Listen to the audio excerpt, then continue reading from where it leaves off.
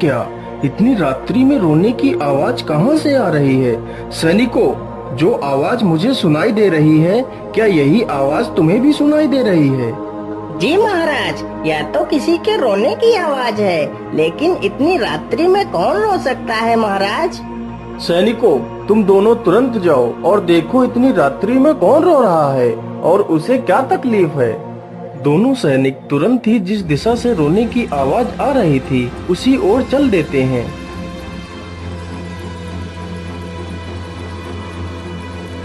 अरे राम सिंह भाई, मुझे तो लगता है यह किसी चुड़ैल के रोने की आवाज है। मुझे तो बड़ा डर लग रहा है। अरे नहीं नहीं भाई, अब यह चाहे कोई चुड़ैल हो या फिर कोई इंसान, पता तो करना ही पड़ेगा।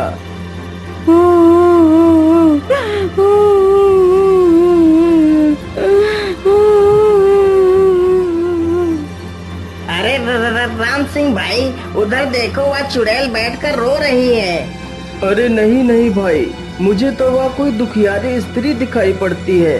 चलो इससे रोने का कारण पूछते हैं।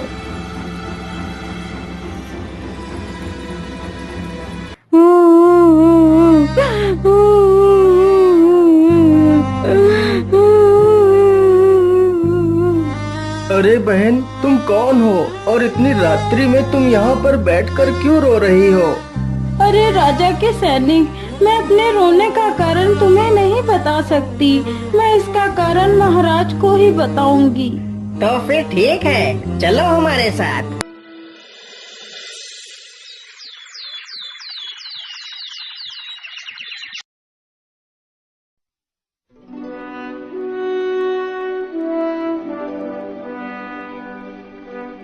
महाराज, मेरा नाम प्रेमलता है और मैं एक चोर की पत्नी हूँ। अच्छा ठीक है प्रेमलता, हम तुम्हारे रोने का कारण जानना चाहते हैं। महाराज, मेरे रोने का कारण जानना चाहते हैं तो सुनो। मेरे रोने का कारण आप और आपके सैनिक हैं। ये क्या कह रही हो प्रेमलता?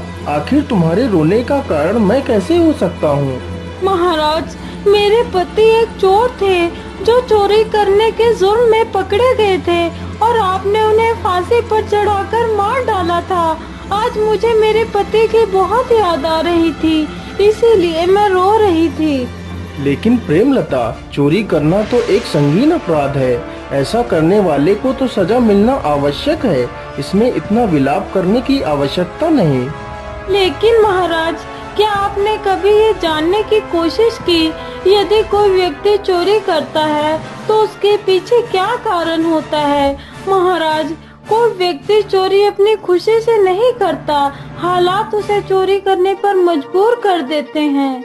लेकिन तुम्हें चोरी करने की आवश्यकता क्यों पड़ी, जबकि मैंने अपनी पूरी प्रजा के लिए घर और जमीन की व्यवस्था कर रखी है, जिसमें तुम्हारा पति भी मेहनत करके ईमानदारी की रोटी खा सकता था, लेकिन उसने गलत रास्ता चुना।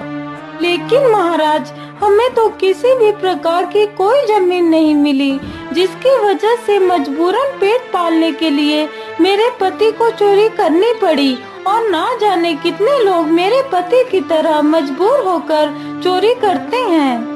मंत्री जी, क्या यह महिला सच कह रही है? इसके पति को खेती के लिए कोई जमीन नहीं दी गई। जी महाराज, यह महिला सत्य बोल रही है। हमारी सूची में चोर और डकैतों के लिए कोई जमीन नहीं थी। लेकिन मंत्री जी, आपने ऐसा क्यों किया? यदि आप सभी को समान अधिकार नहीं दे सकते तो तुम्हारा मंत्री होना बेकार है।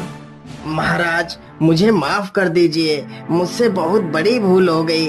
मुझे लगा था इन्हें जमीन देने के बावजूद भी यह चोर चोरी करना नहीं छोड़ेंगे, इसीलिए मैंने इन्हें जमीन देना उचित नहीं समझा। प्रेमलता, मैं यह सब कुछ जानकर बहुत दुखी हुआ कि मेरी प्रजा दुख में है। बोलिए प्रेमलता, मैं इसके लिए क्या कर सकता हूँ? तुम जो भी कहोगी मैं उस पर अमल करूँगा। तो सुनिए महाराज, इस राज्य में जितने भी लोग बेसहारा और मेरे पति की तरह हैं, आप उन सभी को उनकी काबिलियत के हिसाब से रोजगार प्रदान करें। इससे आपकी प्रजा सुख में तथा आपकी यश और कीर्ति बढ़ेगी। सैनिकों, हमारे राज्य में जितने भी लोग ऐसे हालात से गुजर रहे हैं, उन्हें हमारे राजमहल में लाया जाए। राजा का आदेश मिलते ही दोनों सैनिक जाते हैं और राज्य में जितने भी छोटे बड़े चोर होते हैं उन सभी को राजमहल में पेश करते हैं। क्या बात है महाराज, आपने हम लोगों को यहाँ पर क्यों बुलाया है? मैंने तुम लोगों को इसलिए बुलाया है कि मैं जानना चाहता हूँ कि आखिर तुम लोग चोरी क्यों करते हो। क्या करें महाराज, हमारे पास कोई काम नहीं है, इसलिए मजबूरन हमें यह काम करना पड़ता है। नहीं नहीं, आज से तुम लोगों को चोरी करने की कोई आवश्यकता नहीं। आज से तुम सब लोग हमारे राजमहल में ही काम करोगे। इतना सुनकर सभी के चेहरे पर खुशी की झलक आ जाती है।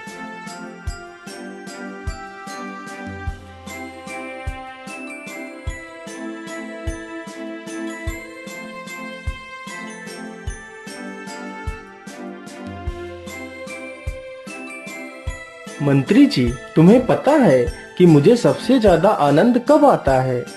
जी महाराज, मैं जानना चाहता हूँ कि आखिर सबसे ज्यादा आनंद आपको कब आता है? तो सुनो मंत्री जी, मुझे सबसे ज्यादा आनंद तब आता है जब मैं शिकार के लिए जंगल आता हूँ। अरे महाराज, उधर देखिए, वह आदमी आत्महत्या करने की कोशिश कर रहा है। अरे अरे, रुक जाओ युवक, तुम ये क्या कर रहे हो? तुम आत्महत्या कर रहे हो? क्या करूं महाराज, जब इंसान के चारों तरफ सिर्फ अंधकार ही दिखाई दे तो मनुष्य के आगे दूसरा कोई रास्ता नहीं बचता। अरे नहीं नहीं भाई, क्या तुम्हें पता नहीं आत्महत्या करना कितना बड़ा महापाप है। यदि इंसान चाहे तो हर बुरी परिस्थिति का हल निकाल सकता है, लेकिन तुम्हें ऐसी क्या मुसीबत आन पड़ी जो तुम आत्महत्या करने चल पड़े? महाराज, मेरा नाम वीर सिंह है और मैं अंबा राज्य में रहता हूँ। मैं एक लड़की से बेहद प्रेम करता हूँ, लेकिन उस लड़की के घर वाले विवाह के लिए तैयार नहीं हो रहे हैं। लेकिन उसके घर वाले विवाह के लिए तैयार क्यों नहीं हैं? महाराज, उनका कहना है कि हम अपनी पुत्री का विवाह दूसरी जाति के लड़के से नहीं कर सकते। अरे वीर सिंह, तुम्हारा नाम तो वीर सिंह है, लेकिन तुम्हारा आत्महत्या करना एक कायर की निशानी। तुम परेशान मत हो, तुम हमारे राज्य में आकर रहो। मैं तुम्हारा विवाह उससे भी सुंदर स्त्री से करवा दूंगा। नहीं नहीं महाराज, मैं उसके सिवा किसी दूसरी स्त्री से विवाह नहीं करूंगा। यदि मेरा विवाह उसके साथ नहीं हुआ तो मैं मर जाऊंगा। नहीं नहीं वीर सिंह, यदि तुम उसी लड़की के साथ विवाह करना चाहते हो तो मैं तुम्हें वचन देता हूँ, तुम्हारा विवाह उसी लड़की के साथ कराने की पूरी कोशिश करूँगा। इतना सुनते ही युवक के चेहरे पर खुशी झलक पड़ती है। अगले ही दिन राजा और वह युवक उसी राज्य की तरफ चल पड़ते हैं।